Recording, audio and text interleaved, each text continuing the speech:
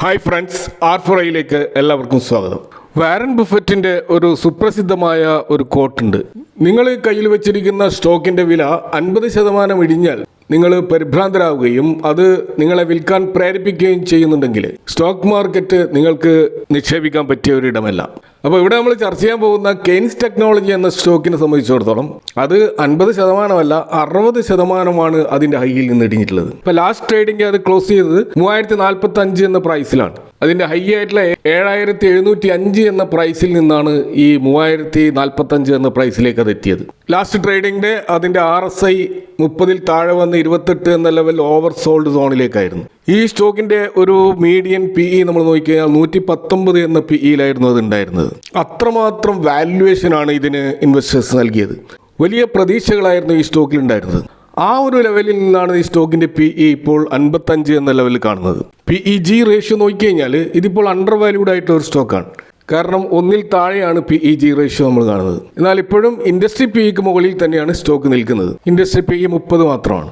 അപ്പോൾ കെയ്ൻസ് ടെക്നോളജിയുടെ IPO 2022 നവംബറിൽ വരുമ്പോൾ വലിയ സ്വീകരണമാണ് ഇൻവെസ്റ്റേഴ്സ് അതിന് നൽകിയത്. 587 എന്നുള്ള ഒരു പ്രൈസ് ബാൻഡിലായിരുന്നു അത് വന്നത്.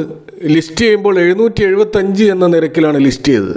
അതായത് 32% ഒരു ലിസ്റ്റിംഗ് ഡേയിൽ തന്നെ നേടിയിരുന്നു.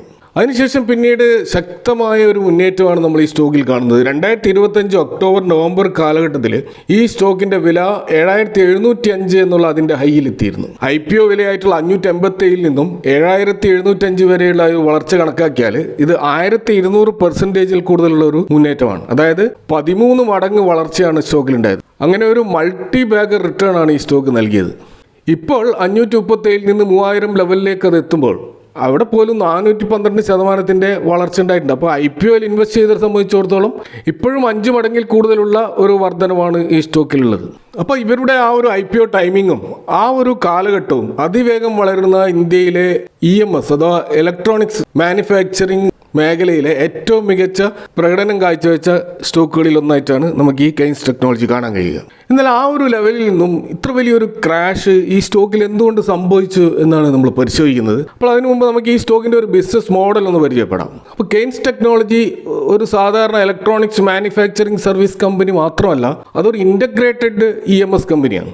അതായത് ഒരു ഇലക്ട്രോണിക്സ് ഉൽപ്പന്നത്തിൻ്റെ ആശയം, അതിൻ്റെ ഒരു കൺസെപ്റ്റ്, അതിൻ്റെ ഡിസൈൻ, അതിൻ്റെ മാനുഫാക്ചറിങ്, അത് മാർക്കറ്റിൽ എത്തിയ ശേഷമുള്ള അതിൻ്റെ സപ്പോർട്ട് സർവീസ്, ആ പ്രൊഡക്റ്റിനുള്ള ലൈഫ് സൈക്കിൾ സർവീസ് തുടങ്ങിയ ഇൻ്റഗ്രേറ്റഡ് ആയിട്ടുള്ള ഒരു സർവീസാണ് ഇവർ പ്രൊവൈഡ് ചെയ്യുന്നത്.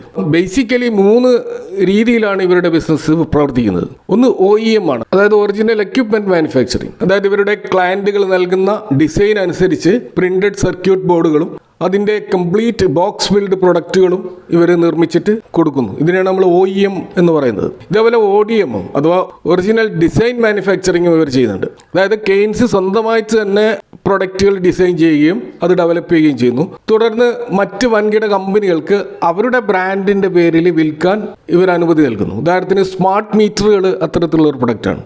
കൂടാതെ railway, aerospace, defence, automobile, medical equipments, internet of things തുടങ്ങി ഉയർന്ന മാർജിൻ ലഭിക്കുന്ന മാർക്കറ്റ് സെഗ്മെൻറ്റിലാണ് ഇവർ കൂടുതൽ ബിസിനസ് ഫോക്കസ് ചെയ്യുന്നത്. കൂടാതെ ഇവർ സെമി കണ്ടക്ടർ പാക്കേജിംഗ് നിർമ്മാണവും അതുപോലെ പ്രിന്റഡ് സർക്യൂട്ട് ബോർഡ് നിർമ്മാണത്തിലും വൻതോതിൽ നിക്ഷേപം നടത്തിക്കൊണ്ട് ഇവരുടെ ബിസിനസ് ഡെവലപ്പ് ചെയ്തുകൊണ്ടേയിരിക്കുകയാണ്. അപ്പോൾ ഇപ്പോൾ എന്താണ് ഈ സ്റ്റോക്കിൽ സംഭവിച്ചതെന്ന് നോക്കിക്കഴിഞ്ഞാൽ ഇവർക്ക് കിട്ടാനുള്ള റിസീവബിൾസ്, അതായത് ഇവരുടെ ക്ലയൻറ്റിൻ്റെ കയ്യിൽ കുടുങ്ങിക്കിടക്കുന്ന പണം, അതാണ് ഇപ്പോൾ ഇവരെ വെട്ടിലാക്കിയിരിക്കുന്നത്. കാരണം ഇവരുടെ ഡെറ്റർ ഡേയ്സ് നമ്മൾ നോക്കിക്കഴിഞ്ഞാൽ ഇപ്പോൾ 125 ദിവസത്തിലധികമായിട്ടാണ് കാണാൻ കഴിയുക. അതാണ് വർക്കിംഗ് ക്യാപിറ്റൽ സൈക്കിൾ. അപ്പോൾ ഇത്തരത്തിൽ ഇവരുടെ ക്യാഷ് ഫ്ലോയെ ഇത് വലിയ തോതിൽ ബാധിച്ചിട്ടുണ്ട്. ബിസിനസ് മാർജിൻ കൂട്ടാനായിട്ട് ഇവർ ഏറ്റെടുത്തിരിക്കുന്ന സ്മാർട്ട് മീറ്ററിംഗ് മേഖലയിൽ നിന്നുള്ള ആ ഒരു കളക്ഷൻസ് അത് വൈകുന്നതാണ് ഇവരുടെ ക്യാഷ് ഫ്ലോയെ ഇപ്പോൾ നെഗറ്റീവായിട്ട് ബാധിച്ചിരിക്കുന്നത്. ഇത് കൂടാതെ കമ്പനി മുന്നോട്ട് വെച്ച വലിയ റവന്യൂ ഗൈഡൻസ് അത് കൈവരിക്കാൻ ഇവർക്ക് സാധിച്ചില്ല. അതും ഇൻവെസ്റ്റേഴ്സിൻ്റെ ഇടയിൽ വലിയ ആശങ്ക ഉണ്ടാക്കി. ഇപ്പോൾ കെയ്ൻസ് ടെക്നോളജിക്ക് വലിയ തോതിൽ ഓർഡറുകൾ നൽകിക്കൊണ്ടിരിക്കുന്ന ഒരു പ്രധാനപ്പെട്ട ക്ലയൻ്റ് ആയിരുന്നു ഓല ഇലക്ട്രിക്.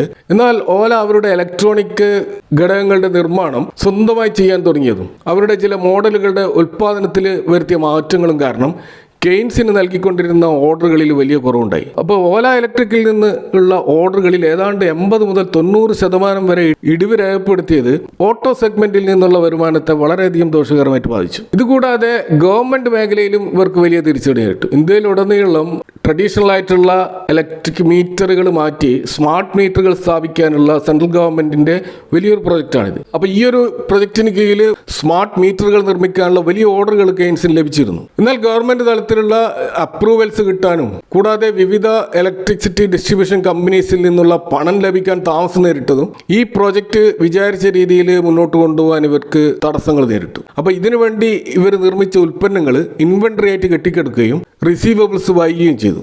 ഇതാണ് ഈ കമ്പനിയുടെ വർക്കിംഗ് ക്യാപിറ്റൽ സൈക്കിൾ 125 ദിവസത്തിന് മുകളിലേക്ക് പോകാൻ കാരണമായിട്ടുള്ളത്. ഇതുകൂടാതെ നമുക്കറിയാം ഈ സ്റ്റോക്കിന്റെ വാല്യുവേഷൻ വളരെ ഹൈ ആയിരുന്നു. കാരണം അതിന്റെ യഥാർത്ഥ വരുമാനത്തെക്കാൾ വളരെ ഉയർന്ന ഒരു വാല്യുവേഷനാണ് ഇൻവെസ്റ്റേഴ്സ് ഇത് നൽകിയത്. അത്രമാത്രം പ്രതീക്ഷ ഈ സ്റ്റോക്കിലുണ്ടായിരുന്നു. അപ്പോൾ അതുകൊണ്ട് തന്നെ ചെറിയൊരു വീഴ്ച പോലും ഇത്തരത്തിലുള്ള ഹൈ പി സ്റ്റോക്കിൽ വലിയ ഇടിവിന് കാരണമാകാറുണ്ട്. അതും ഇവിടെ സംഭവിച്ചിട്ടുണ്ട്.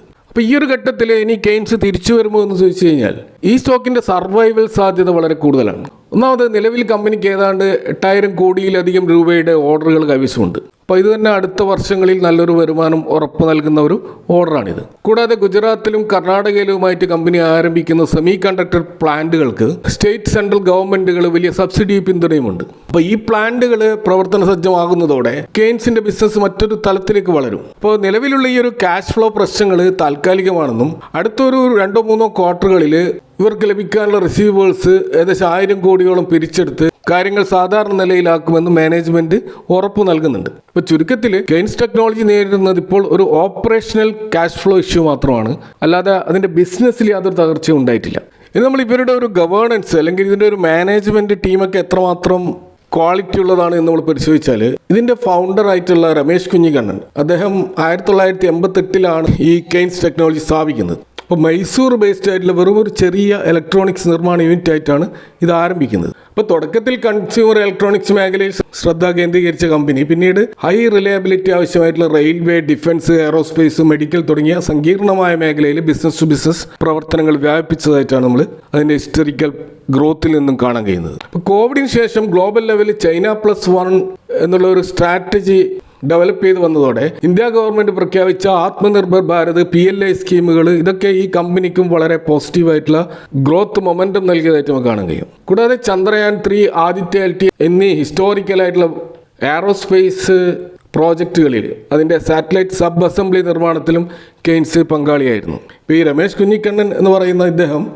യഥാർത്ഥത്തിൽ ഒരു മലയാളിയാണ്, കണ്ണൂർ സ്വദേശിയാണ്. അപ്പോൾ അതിൻ്റെ ഭാഗമായിട്ട് നമുക്ക് കാണാൻ കഴിയും കേരളത്തിൽ പല ബിസിനസ്സുകളും ഇദ്ദേഹം ഡെവലപ്പ് ചെയ്തിരുന്നു. ഇപ്പോൾ എറണാകുളം ജില്ലയിലെ പെരുമ്പാവൂരിലുള്ള കിൻഫ്ര ഇൻഡസ്ട്രിയൽ പാർക്കിൽ കെയ്ൻസ് ടെക്നോളജി തങ്ങളുടെ പുതിയ പ്ലാന്റ് പ്രവർത്തനം ആരംഭിച്ചത് ഈ 2026 ഇതുകൂടാതെ കേരളത്തിലെ ചില കമ്പനികളുമായിട്ടുള്ള ബിസിനസ് ടു ബിസിനസ് പ്രോജക്റ്റുകളിലും ഇവർക്ക് ഓർഡറുകൾ ലഭിക്കാറുണ്ട്. ഉദാഹരണത്തിന് വി-ഗാർഡ് കെയ്ൻസിന്റെ ഒരു പ്രധാനപ്പെട്ട ക്ലയന്റാണ്. വി-ഗാർഡിന്റെ സ്മാർട്ട് ഇൻവേർട്ടറുകളും സ്റ്റെബിലൈസറുകളും അവർക്ക് ആവശ്യമുള്ള പ്രധാന സർക്യൂട്ട് ബോർഡുകളും ഇലക്ട്രോണിക്സ് ഘടകങ്ങളും നിർമ്മിച്ച് നൽകുന്നത് കെയ്ൻസ് ആണ്. കൂടാതെ കേന്ദ്ര സർക്കാരിന്റെ കീഴിലുള്ള സ്മാർട്ട് മീറ്റർ പദ്ധതിയിൽ KSEB വഴി സ്മാർട്ട് മീറ്ററുകൾ സ്ഥാപിക്കാനും ഇവർക്ക് ഒരു പ്ലാൻ ഉണ്ടായിരുന്നു. കൂടാതെ തിരുവനന്തപുരത്തെ Vikram Sarabhai space centre ISRO എന്നിവയുമായി ബന്ധപ്പെട്ട് പ്രവർത്തിക്കുന്ന ചില സബ് കോൺട്രാക്റ്റുകളിൽ നിന്നും കെയ്ൻസിന് ഓർഡറുകൾ ലഭിക്കാറുണ്ട്. രമേശ് കുഞ്ഞിക്കണ്ണന്റെ പങ്കാളിയായിട്ടുള്ള സവിത രമേശ് അവരാണ് ഈ കമ്പനിയുടെ ഇന്റേണൽ പ്രോസസ്സുകളും ഫൈനാൻഷ്യൽ കൺട്രോളുകളും കോർപ്പറേറ്റ് അഡ്മിനിസ്ട്രേഷനും ഒക്കെ നിയന്ത്രിക്കുന്നത്. അപ്പോൾ ഈ കമ്പനിയുടെ ഒരു മാനേജ്മെന്റ് ഹൈലി ക്വാളിഫൈഡ് ആയിട്ടുള്ള എക്സിക്യൂട്ടീവുകളുണ്ട്, പ്രൊഫഷണലി മാനേജ് ചെയ്യുന്ന ഒരു കമ്പനിയാണ്. പ്രൊമോട്ടേഴ്സിന്റെ കൃത്യമായ നിയന്ത്രണം അവിടെ ഉണ്ട്. എന്നാൽ ഈ സമീപകാലത്ത് മാനേജ്മെന്റ് മാർക്കറ്റിന് നൽകുന്ന ഉയർന്ന ഗൈഡൻസ് അത് ഇവർക്ക് പാലിക്കാൻ സാധിക്കാതെ വന്നത് ഈ കമ്പനിയിലുള്ള മാനേജ്മെന്റിലുള്ള വിശ്വാസ്യത ചെറിയ തോതിൽ കുറച്ചിട്ടുണ്ട്. കൂടാതെ ഈ വർക്കിംഗ് ക്യാപിറ്റൽ കൃത്യമായി മാനേജ് ചെയ്യുന്നതിൽ വലിയ വീഴ്ചകളും സംഭവിച്ചിട്ടുണ്ട്. അപ്പോൾ അതൊക്കെയാണ് ഇപ്പോൾ ഈ സ്റ്റോക്കിൽ നെഗറ്റീവായിട്ട് വന്നിട്ടുള്ളത്. ഇപ്പോൾ കമ്പനിയുടെ ഒരു ഷെയർ ഹോൾഡിംഗ് പാറ്റേൺ നോക്കിക്കഴിഞ്ഞാൽ 53% പ്രൊമോട്ടർ ഹോൾഡിംഗ് കൂടാതെ മ്യൂച്വൽ ഫണ്ടുകൾ ഏകദേശം 13% ഈ സ്റ്റോക്കിൽ ഇൻവെസ്റ്റ് ചെയ്തിട്ടുണ്ട്. കൂടാതെ ഫോറിൻ ഇൻവെസ്റ്റേഴ്സിന്റെ 7% കൂടുതലുള്ള ഹോൾഡിംഗ് ഉണ്ട്. ഇൻഷുറൻസ് കമ്പനികളും ഏകദേശം 2% കൂടുതലുള്ള ഹോൾഡിംഗ് ഈ സ്റ്റോക്കിലുണ്ട്. അപ്പോൾ ഷെയർ ഹോൾഡിംഗ് പാറ്റേണും വളരെ ഇമ്പ്രസീവാണ്. മൊത്തത്തിൽ മാനേജ്മെൻറ്റ് ക്വാളിറ്റിയിൽ എന്തെങ്കിലും പ്രശ്നങ്ങളുള്ളതായിട്ട് നമുക്ക് കാണാൻ കഴിയില്ല. താൽക്കാലികമായിട്ടുള്ള ചില വീഴ്ചകൾ ഉണ്ടായി എന്ന് വേണം മനസ്സിലാക്കാൻ. ഈ സ്റ്റോക്കിൻ്റെ ഒരു ടെക്നിക്കൽ ലെവൽ നോക്കിക്കഴിഞ്ഞാൽ ഇതിൻ്റെ ഒരു സ്ട്രോങ് സപ്പോർട്ട് ഇപ്പോൾ ഉള്ളത് 2900-3000 എന്ന ലെവലിലാണ്. അപ്പോൾ ഇതൊരു സൈക്കോളജിക്കൽ സപ്പോർട്ട് കൂടിയാണ്. രണ്ടാമത്തെ ഒരു പ്രധാനപ്പെട്ട സപ്പോർട്ട് അത് കഴിഞ്ഞാൽ വരുന്നത് 2650 എന്ന ലെവലിലാണ്. അപ്പോൾ അടുത്തതായിട്ട് വരാൻ സാധ്യതയുള്ള ഒരു പ്രധാനപ്പെട്ട ഒരു സപ്പോർട്ട് ലെവലാണത്. പിന്നീടുള്ളത് അൾട്ടിമേറ്റ് സപ്പോർട്ട് എന്ന് പറയുന്നത് 2400 എന്ന ലെവലാണ്. അപ്പോൾ കമ്പനിയുടെ ഹിസ്റ്റോറിക്കൽ ചാർട്ടുകൾ പരിശോധിച്ചാൽ വളരെ ശക്തമായൊരു ബേസ് രൂപപ്പെട്ടിരുന്നത് ഈ 2400 എന്ന വിലയിലാണ്. സപ്പോർട്ട് ലെവലുകളിൽ ഒരു സ്ഥിരത, ഒരു കൺസോളിഡേഷൻ പൂർണ്ണമായി എന്ന് മനസ്സിലാക്കി കഴിഞ്ഞാൽ ഇൻവെസ്റ്റ് ചെയ്യുന്നതായിരിക്കും നമുക്ക് ലോങ് ടേമിൽ ഗുണകരമാകുക. ലോങ് ടേമിൽ ഇതിൻ്റെ ഒരു റെസിസ്റ്റൻസ് കാണുന്നത് 4200 എന്ന ലെവലിലാണ്. ആ ഒരു ലെവല് ബ്രേക്ക് ചെയ്താൽ മാത്രമേ അതിൻ്റെ ആ ഒരു പഴയ ഒരു ബുള്ളിഷ് മൊമെൻറ്റത്തിലേക്ക് ഈ സ്റ്റോക്ക് തിരിച്ചെത്തുകയുള്ളൂ. അപ്പോൾ ഇമ്മീഡിയറ്റ് റെസിസ്റ്റൻസ് ആയിട്ട് നമുക്ക് 4200 കണക്കാക്കാവുന്നതാണ്. ഇതൊരു ഇൻവെസ്റ്റ്മെൻറ്റ് അഡ്വൈസ് അല്ല. ഇപ്പോൾ ഷോർട്ട് ടേം ഇൻവെസ്റ്റേഴ്സ് പ്രത്യേകിച്ച് ശ്രദ്ധിക്കേണ്ടത് കൃത്യമായ ഒരു സ്റ്റോപ്പ് ലോസ് മെയിൻറ്റെയിൻ ചെയ്തുകൊണ്ട് മാത്രം ഇത്തരം ഹൈ വോളറ്റൈൽ നിറഞ്ഞ അന്തരീക്ഷത്തിൽ ഇൻവെസ്റ്റ് ചെയ്യുക എന്നുള്ളതാണ്. Thank you for watching. See you next time with another video.